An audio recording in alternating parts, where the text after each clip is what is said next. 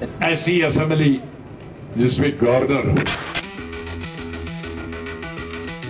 जमीन कोई बाहर से न खरीदे, जम्मू में या कश्मीर में एक साथ, नौकरी बाहर से कोई न करे। हमारी नौकरियां कितनी होती, समंदर में एक बूंद के बराबर, उसको भी आप ऑल इंडिया एडवर्टीजमेंट करो तो वो बूंद से भी गायब हो जाए।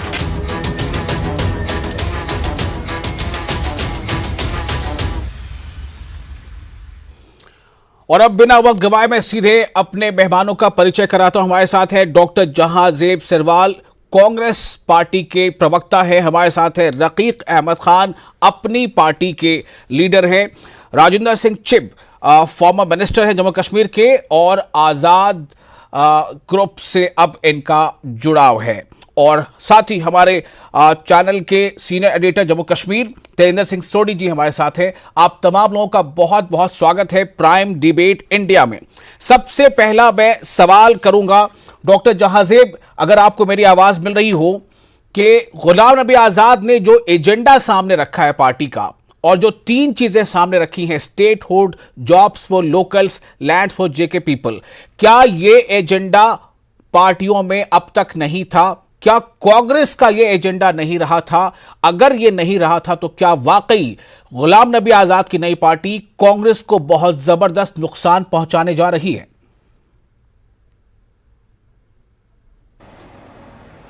जी विशाल साहब, मुझे वो बात याद आ गई कि बहुत देर कर दी मेहरबान आते आते। अगर आप 17 जनवरी 2020 का कांग्रेस पार्टी का रेजोल्यूशन पढ़े, जिसमें ये सभी चीजें जो आज आजाद साहब कह रहे हैं, वैसे तो आजाद साहब ने कल पूरी तकरीर में कांग्रेस के कामों के अलावा और कुछ वो गिना नहीं सके, क्योंकि उनके पास और कुछ गिनाने को था ही नहीं। तो ये जो बातें उन्होंने पॉइंट रखे हैं, ये क्लियर कट 17 जनवरी 2020 के कांग्रेस के रेजोल्यूशन में है। कांग्रेस ने एक रेजोल्यूशन पास किया था जिसमें यही बातें कांग्रेस पार्टी ने कही। तो नया कुछ लेकर आजाद साहब नहीं आए, अलबत्ता पुराने एहसानों को भुलाकर, कांग्रेस पार्टी के एहसानों को बुलाकर जब वो कांग्रेस के नेतृत्व पर कटाक्ष कर रहे थे तो बहुत दुख हो रहा था ये सुनते हुए। बहुत दुख हो रहा था आजाद साहब के मुंह से सफेद झूठ सुनते हुए। इतने बड़े नेता के मुंह से इतने बड़े मंच पर झूठ अच्छा नहीं लगता है। क्या झूठ बोला उन्होंने? झूठ नहीं, आजाद साहब ने अपनी तकरीर की शुरुआत झूठ से की और अंत झूठ से की। क्या झूठ बोला? पहला झूठ, आजाद साहब ने इस मंच से कहा कि मैंने अपना पहला मैं बता रहा हूं विशाल भाई, आजाद साहब ने पहला झूठ ये कहा कि मैंने अपना पहला चुनाव महाराष्ट्र से अपने दम पे लड़ा और जीता, जबकि हकीकत यह है कि 1977 में इंदरवाल से आजाद साहब ने चुनाव लड़ा और 959 वोट्स लेकर, यानी 1000 से कम वोट लेकर जमानत जब्त हुई। यह सच है जो आजाद साहब के मुंह से नहीं निकला। और उसके बाद यह कहना कि मैंने जब महाराष्ट्र में चुनाव लड़ा तो अपने दम पर लड़ा। आजाद साहब के अपने पुराने 500 बयान निकाल लीजिए, जिसमें उन्होंने चीख चीख कर कहा कि स्वर्गीय इंदिरा गांधी जी की बदौलत, कांग्रेस के नेतृत्व के बदौलत जब उन्होंने यहां चुनाव हारा, उसके बाद यहां से कांग्रेस पार्टी ने उठा। ठीक है, मैं इस पे जवाब लेना चाहता हूं। राजेंद्र सिंह चिब साहब हमारे साथ मौजूद हैं। राजेंद्र सिंह साहब, मैं आपके पास आ रहा हूं। 2-3 बातें हैं जो आपकी पार्टी जो होने वाली है, अभी अनाउंस होने वाला है उसका नाम, उनके नेता ने कहा है, कांग्रेस ये कह रही है कि ये सब का सब हमारे रेजोल्यूशन में पहले से शामिल है। आजाद साहब ने कुछ नई बात नहीं की, कोई नया विजन नहीं दिखाया, कोई नया लोगों को सपना नहीं दिखाया।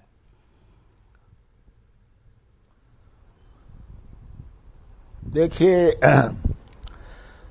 जो कांग्रेस के हमारे साथी यहां बैठे हैं सिरवाल साहब, जो इन्होंने कहा कि 17 जनवरी 2020 की बात है जब कांग्रेस ने ये सब बातें कही अपने रेजोल्यूशन में, तो उस समय रेजोल्यूशन बनाने वाले भी तो जनाब गुलाम नबी आजाद साहब थे।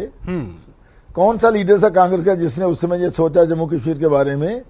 तो जम्मू कश्मीर के बारे में जो आजाद साहब की सोच थी, वो आज भी उन्होंने एक नई सोच लेकर और नई उम्मीद लेकर जो लोगों के सामने वो आए हैं तो इसमें दूसरी बात जो उन्होंने कही है सिरवाल जी ने, इन्होंने कहा कि गुलाम नबी आजाद साहब ने झूठ बोला। उन्होंने कहा जी पहला चुनाव मैंने महाराष्ट्र से लड़ा। उनका कहने का मतलब यह था कि पहला पार्लियामेंट का चुनाव उन्होंने भाषम महाराष्ट्र से लड़ा, इसमें कोई शक की बात नहीं। और फिर ये कहते हैं कि जो इंदिरा गांधी जी की बदौलत लड़ा। मैं मानता हूं कि इंदिरा गांधी जी उस समय कांग्रेस की सबसे बड़ी नेता थी, तो ऑब्वियसली उनका नाम उससे जुड़ता है। लेकिन ये तीसरी बात मैं ये कहना चाहता हूं कि यहां तक गुलाम नबी आजाद साहब का संबंध है, आज जो गुलाम नबी आजाद साहब ने जो 3 बातें आपने सामने रखी हैं, जो स्टेटहुड, लैंड और नौकरियों के बारे में, इसके साथ साथ उन्होंने ये भी कहा है कि मेरी जो सरकार होगी वो इक्विटेबल डेवलपमेंट करेगी जम्मू और कश्मीर में, और कश्मीरी पंडितों को भी अपने वापस घरों में लाएगी। तो मेरा कहने का मकसद है कि लोगों की उम्मीदें आजाद के प्रति इसलिए जागी हैं कि आजाद साहब का 2.5 साल का जो पीरियड था वो शानदार पीरियड रहा, जिसमें मैं समझूंगा कि जो 70 साल में कोई ठीक है, मैं उसके बाद फिर आऊंगा, क्योंकि वो जो पीरियड रहा है लोगों ने वहां देखा है उनके काम को, और बेशक जो उन्होंने किया था वो चीजें छुपाई नहीं जा सकती। लेकिन अभी जो हम यहां पर बात आज कर रहे हैं, जो विषय हमारा वो यही है कि नया क्या है, नया क्या है। और जितनी पार्टियां पहले से हैं, चाहे वो जेके नेशनल कॉन्फ्रेंस हो, पीडीपी हो, जेके पीसी हो, या अवामी नेशनल कॉन्फ्रेंस हो, या बीजेपी हो, या और पैंथर्स पार्टी, बहुत सारी पार्टियां हैं, उनमें क्या अलग था जो कल इस डिबेट में मिला। अपनी पार्टी से हमारे साथ रकीक अहमद खान साहब हैं। रकीक साहब, सीधे तौर पर तो नहीं, लेकिन आपकी पार्टी के नेता पर हमला तो किया है आजाद साहब ने, क्या वजह समझते हैं आप? देखिए, पहले तो बहुत धन्यवाद आपका, और मैं सारे पैनलिस्ट का वेलकम करता हूं इस डिबेट में। देखिए, जो कल आजाद साहब ने कहा और जो मुद्दे उन्होंने गिनाए, वो 8 मार्च 2020 को जब जम्मू कश्मीर अपनी पार्टी का वजूद हुआ, जब जम्मू कश्मीर अपनी पार्टी बनी, उस दिन सबसे पहली डिमांड जो हमारी पार्टी की थी वो रेस्टोरेशन ऑफ स्टेटहुड को लेकर थी। दूसरी, हम लोग कह रहे थे 100% job reservation for the youth of Jammu and Kashmir. तीसरी, हमने जमीनों के हक की लड़ाई लड़ी।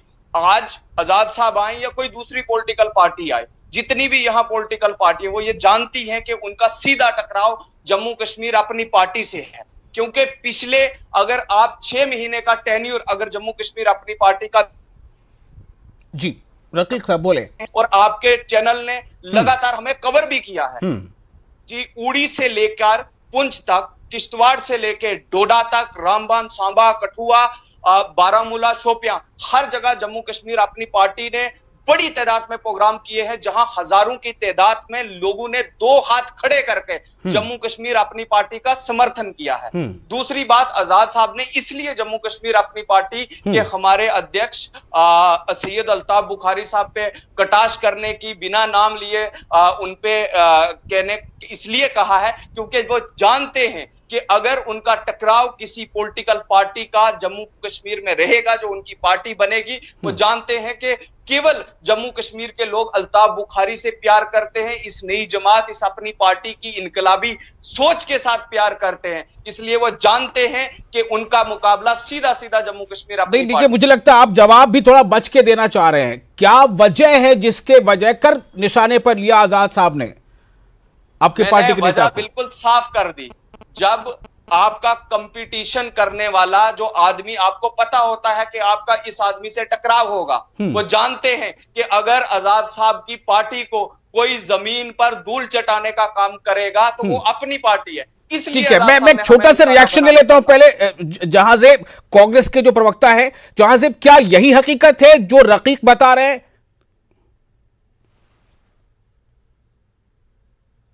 Means is there direct fight between Vishal भाई? या बोले पहले तो मतलब जी जी जी जी देखिए, मैंने कहा कि ये भाइयों की आपस की लड़ाई चल रही है। मैंने परसों भी आपके टीवी चैनल पे आके डिबेट में ये क्लियर किया था कि अपनी party, peoples conference, Bharatiya Janata party और आजाद साहब की क्वेश्चन मार्क पार्टी, ये इनके आपस के घर की लड़ाई है।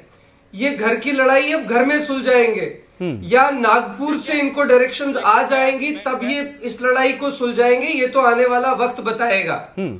पर मैंने ये बात आपसे इसलिए की कि आजाद साहब उन पर कटाक्ष कर रहे हैं, वो आजाद साहब पर कटाक्ष कर रहे हैं।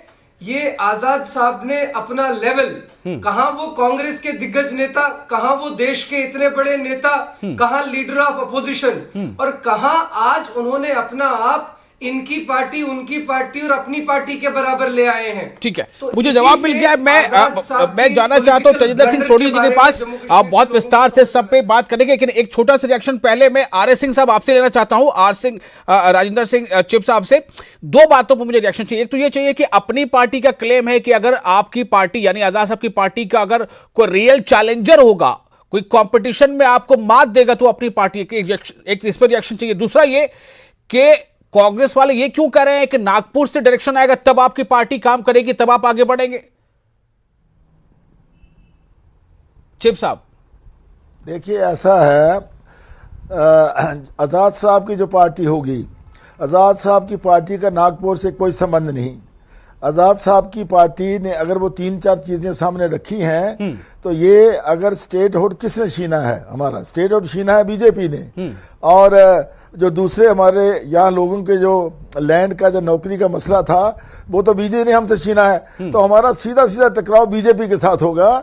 और तीसरी बात जो इन्होंने कहा है, जो कांग्रेस के हमारे भाई बैठे हैं यहाँ, उन्होंने कहा कि हम सब लोग भाई हैं, अपनी पार्टी और पीसी और दूसरे लोग, ऐसी कोई बात नहीं है। हमारा सीधा टकराव जो होगा वो बीजेपी के साथ होगा, और हमारा जो एजेंडा है वो बिल्कुल क्लियर है। दूसरी बात मैं ये कहना चाहता हूं कि जैसे यहाँ जिक्र हुआ कि ये बातें अपनी पार्टी ने भी कही और दूसरी पार्टी ने भी कही, और कांग्रेस ने कहा कि हमने रेजोल्यूशन भी पास किया, मैं ये कहना चाहता हूं कि उनमें अंतर ये है कि गुलाम नबी आजाद साहब का नेतृत्व एक डिसाइसिव नेतृत्व है, मजबूत नेतृत्व है, मजबूत लीडरशिप है। वो तो अब जनता की कोर्ट में मामला जाएगा तब पता चलेगा कि जनता कितना भरोसा करती है, और मौका मिलता है तो आप क्या करके दिखाते हैं। बहरहाल, मैं तेजिंदर सिंह साहब आपके पास आना चाहता हूं। वो कह सकते हैं कि अपनी डफली अपना राग, जाहिर सी बात है, अपने दही को कोई खट्टा नहीं कहता, लेकिन फिर भी मैं जानना चाहता हूं कि 73-74 ईयर्स की मतलब उम्र है आजाद साहब की। इस उम्र में एक पार्टी फ्लोट करने का एक बीड़ा उठाना, एक इतना बड़ा एक इरादा करना, और मैं सिर्फ ये जानना चाहता हूं कि कल उन्होंने क्या अलग बोला जो जम्मू कश्मीर की दूसरी पार्टियां नहीं बोल रही थी, वो विजन नहीं दिखा रही थी। तेजिंदर साहब देखिए विशाल, आपके दूसरे सवाल का मैं जवाब दूंगा। गुलाम नबी आजाद ने वही पुरानी शराब जो है नई बोतल में सर्व की है। हालांकि यूनियन होम मिनिस्टर जिस दिन आर्टिकल 370 को रिपील किया गया और जिस दिन जम्मू कश्मीर को यूनियन टेरिटरी बनाया गया, उन्होंने उसी दिन कह दिया था कि समय आने पर फुल स्टेटहुड दे दी जाएगी। तो ये उसी चीज को सब रिपीट कर रहे हैं, सिर्फ एक क्रेडिट की होड़ है। हर पार्टी ये चाहती है कि उस क्रेडिट को हम ले लें जब ये स्टेटहुड जम्मू एंड कश्मीर की रिस्टोर की जाएगी। दूसरी बात जो आपने कही कि गुलाम नबी आजाद अपनी एज के एक फैग एंड पे हैं, अब ये नई पार्टी बना के क्या करना चाहते हैं। देखिए, जिस दिन गुलाम नबी आजाद ने ये अनाउंस किया था कि सितंबर 4 को वो जम्मू में जाके एक रैली करेंगे, तो कई छोटी पार्टियां यहां पर काफी परेशान थी, वरीड थी। उन्हें ये लग रहा था कि गुलाम नबी आजाद की सपोर्ट देके कहीं जो हमारे लीडर हैं जिन्होंने हमें रिसेंटली ज्वाइन किया हुआ है, कहीं वो छोड़ के हमें चले ना जाएं। लेकिन कल जिस तरह का रिस्पॉन्स था, वो उनके जो उनकी परेशानियां थी वो पूरी ना हो सकी, क्योंकि गुलाम नबी आजाद जिस तरह के स्टेचर के लीडर थे, कल उस तरह के लोग वो इकट्ठे नहीं कर पाए। हालांकि हमें बताया गया था कि लगभग 20,000 लोग आएंगे पूरे जम्मू रीजन से। उसके बाद वहां पर हमें बताया गया कि 10,000 लोगों के खाने की तैयारी की गई है, लेकिन वहां पर 6,000 कुर्सियां लगी थी, वहां के ऑर्गेनाइजर्स ने हमें बताया, और वो सारी कुर्सियां भरी हुई नहीं थी।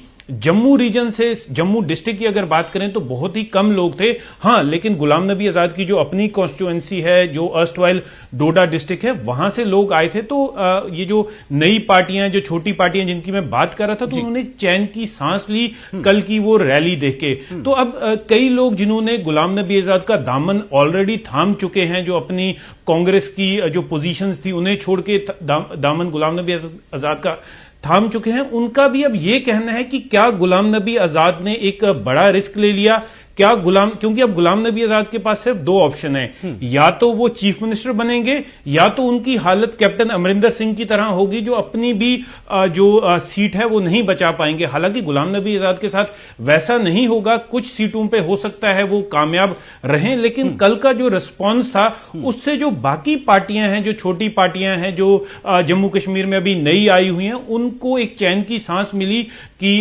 इतना वैसा रिस्पॉन्स नहीं था। तो गुलाम नबी आजाद ने अभी अपनी उम्र के इस एंड पे एक वो रिस्क लिया है जो जिसके लिए आपको काफी हिम्मत चाहिए, काफी हौसला चाहिए। उसके लिए आप देख सकते हैं कि गुलाम नबी आजाद कल जो रैली हुई उनकी एक्सपेक्टेशन से बहुत कम लोग थे वहां पर, होने बहुत चाहिए थे। गुलाम नबी आजाद चीफ मिनिस्टर रह चुके हैं, जम्मू से कम लोग थे।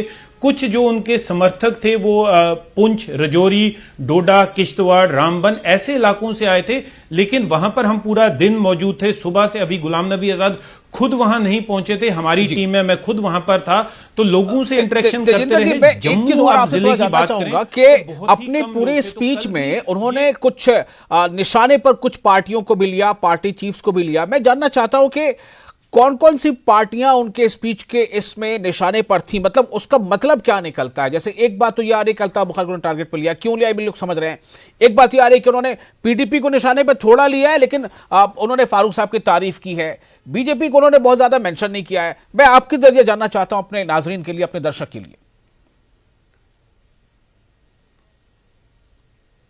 देखिए, गुलाम नबी आजाद की जो पार्टी का फ्यूचर है, भी ऐसा लग रहा है कि गुलाम नबी आजाद खुद कंफ्यूज्ड हैं कि किस तरफ वो जाएंगे। हमने कल इस रैली के बाद गुलाम नबी आजाद के जो करीबी माने जाते हैं जीएम सरूरी, उनसे पूछा कि क्या जो peoples alliance for Gupkar declaration है, अगर वो आपको इनविटेशन देती है तो क्या आप उनको ज्वाइन कर लेंगे? तो उन्होंने ये कहा कि अगर वो अपना एजेंडा लेकर हमारे पास आते हैं, हमें बताते हैं कि उनका रोड मैप क्या रहेगा, तो हम सोचेंगे।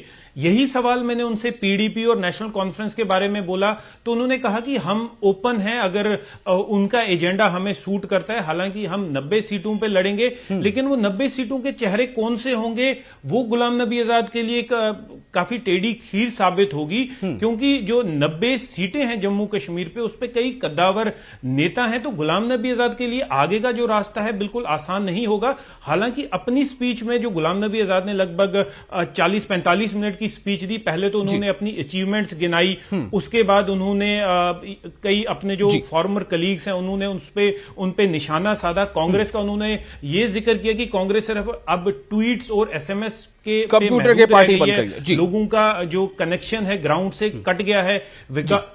जो विकार रसूल हैं, नए जेकेपीसीसी प्रेसिडेंट, उनका उन्होंने नाम नहीं लिया, लेकिन उनका यह कहना था कि एक एमएलए जो थे, जो पिछली बार इलेक्ट होके आए थे, उन्होंने यू टर्न ले लिया है। बाकी जो कांग्रेस के 6 में से 5 एमएलए हैं वो मेरे साथ हैं। विकार रसूल पे कहा कि उन्होंने यू टर्न ले लिया है, हालांकि उन्होंने ठीक है। तेजेंद्र जी, मैं आपको थोड़ा रुकना चाहता हूं यहां पे, और अब तक जो आपने बातें बताई हैं बिल्कुल एक जैसे कहते हैं कि हैविंग एन ईगल्स आई, मैं इस पे थोड़ा रिएक्शन लेना चाहता हूं।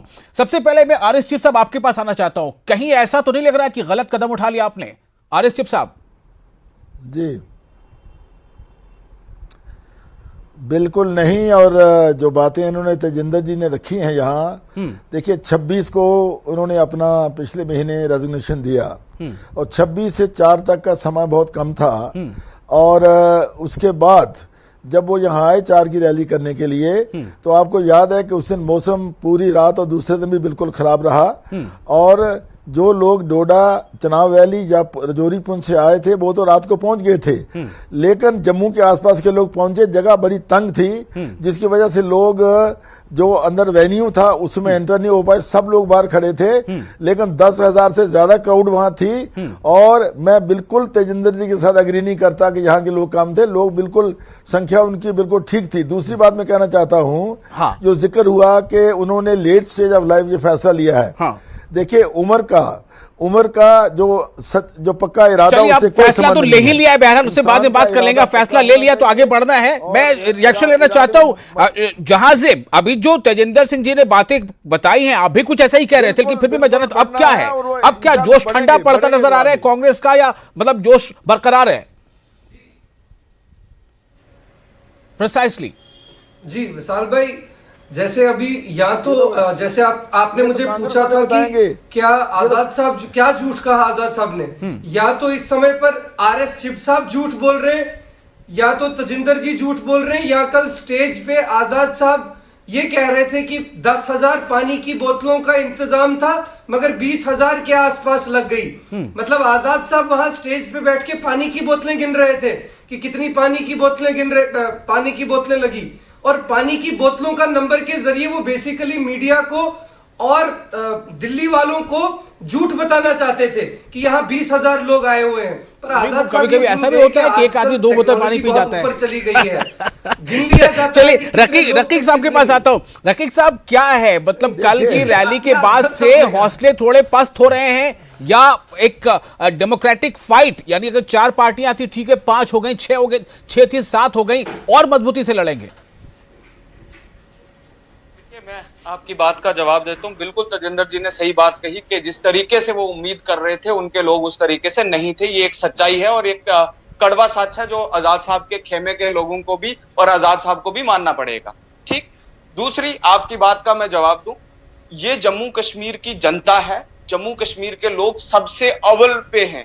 वो जानते हैं कि जम्मू कश्मीर अपनी पार्टी ने उस समय जम्मू कश्मीर के लोगों की लड़ाई लड़ी और उस समय हम लोगों के दरवाजों पर गए जब कोई भी पॉलिटिकल पार्टी जम्मू कश्मीर के लोगों की बात करने को तैयार नहीं थी। आज हमारी आइडियोलॉजी को, आज हमारी पार्टी को अगर लोग गले से लगाते हैं, अगर आज नौजवान हमसे मोहब्बत करता है, हमारी पार्टी के नेता से प्यार करता है, तो उसका सीधा सीधा एक ही मतलब है कि जो 8 मार्च को हम जिन मुद्दों को लेकर आए उन्हीं मुद्दों की हमने लड़ाई लड़ी। चलिए ठीक है, बहुत शुक्रिया आप तमाम लोगों का इस खास विषय पर अपनी बात रखने के लिए। जनता का प्यार दरअसल किसको कितना मिलता है ये तो वोटिंग के नतीजे बताते हैं, और ऐसा होगा जब इलेक्शन होगा और नतीजे आएंगे। फिलहाल तो बातचीत करने के लिए इतनी बातें काफी हैं, और मुझे दें इजाजत। आप बने रहें न्यूज़ 18 जम्मू कश्मीर, लद्दाख, हिमाचल के साथ।